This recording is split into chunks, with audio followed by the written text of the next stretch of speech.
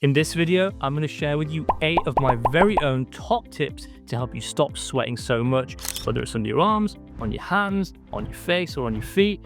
This video is going to help you, so let's dive straight into it. Let's kick off with tip number 1. The very first thing that everyone needs to start doing is applying the antiperspirant at nighttime before you go to bed.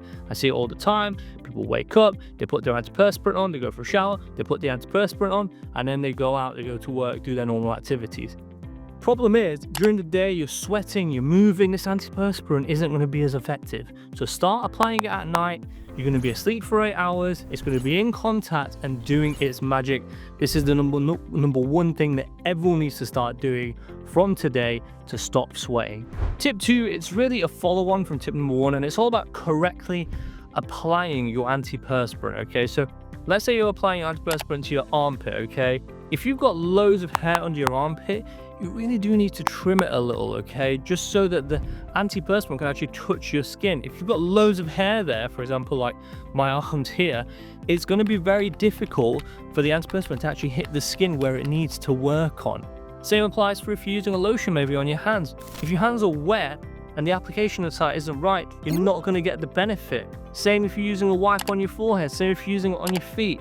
So it's all about correct application for the maximum absorption and for it to work the best. Straight on to tip number 3, let's talk about antiperspirants. We've all heard of them. They basically stop us from sweating, but there's one ingredient you need to look out for in your antiperspirant, and it's called aluminium chloride. This is genuinely the MVP when it comes to ingredients in your antiperspirant. So make sure it contains this, and it's going to help block the sweat.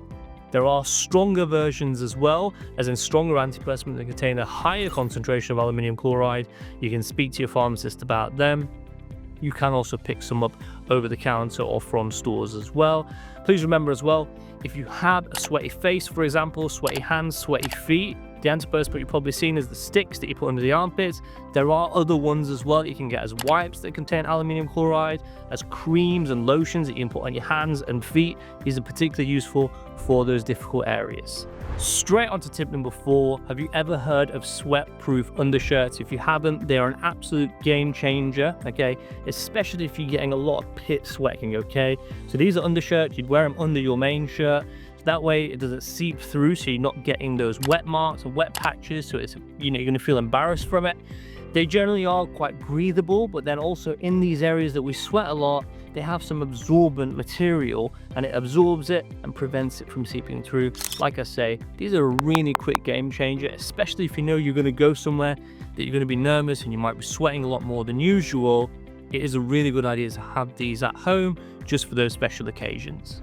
Straight into tip number 5, let's talk about foods, okay? Certain foods can make you sweat a lot more. They increase your body's core temperature, okay? So, spicy food, fried food, and fatty foods, you need to try and avoid them and instead opt for a healthy, balanced diet, okay? Plenty of fruit, plenty of vegetables, lean proteins. All of these are really good at bringing down that core temperature, which is all going to help us stop sweating. So it's a must. Straight on to tip number 6, staying hydrated. This is essential to help your body regulate its core temperature. So one of the easiest things that we can all do is basically stay hydrated, keep having cups of water, 6 to 8 glasses a day. Helps keep that core temperature down, helps you stop sweating. Cheers. So next up, let's talk about SWEATBLOCK, a highly effective solution for managing excessive sweating and embarrassing sweat. This US-based company offers a range of FDA-compliant products designed for targeted sweat protection, whether it's your underarms, whether it's your face, your feet, your hands, or your body. And to learn more about SWEATBLOCK and their brilliant products, check out their Amazon US, Canada, UK, and Europe pages in the description below. Learn more about them, the SWEATBLOCK. Thank you for being our trusted sponsor. Tip number 7, you need to avoid these synthetic fabrics, okay? This, for example, is synthetic, okay? These sort of fabrics do not breathe well. So if you're wearing that sort of stuff at the gym, if you're wearing it out, I know it looks nice, but it's not breathable and it's going to make you more sweaty. So if you're a sweaty person, you know it's going to go onto your shirt and clothes, wear something that's breathable, such as if it's made out of cotton, if it's made out of bamboo. These are really breathable materials, and it's going to help you cool down your body's temperature so you're not sweating as much.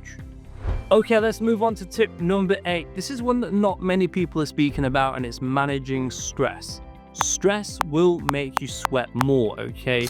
Generally speaking, our core temperature rises, our heart rate rises, we're burning more calories as a result of it, so we're gonna get warmer. So we need to manage it. There's many things that you can do to manage stress, from doing more exercise, meditation, yoga. All of these are fantastic. I also have some really good breathing exercises and different things that I go through in different videos for reducing anxiety and reducing stress. You might find it really helpful. I'll pop a video here as well so you can see it, and there'll be links on our channel. So definitely do give them a watch, because stress can also really make you hot and sweaty, and we don't want that, and it's commonly not spoken about that much. Now, it's important to remember with sweating, there are times where you should seek medical advice. I'm going to leave loads more information in the description below. Please do give it a read, because sometimes excessive sweating can be a symptom of other problems, okay? So definitely do check it out. I really do hope my tips help you in this video. As always, thank you for watching and sending awesome vibes.